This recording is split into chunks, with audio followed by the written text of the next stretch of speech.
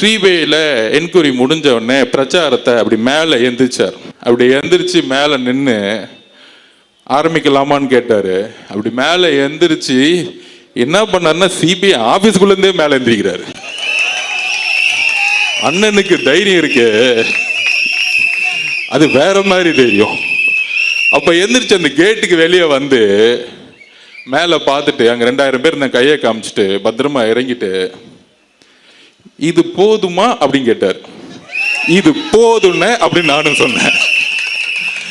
அப்ப இன்னுமேட்டு இந்த SOP இதெல்லாம் கிடையாதுல்ல அப்படின்னு கேட்டார்.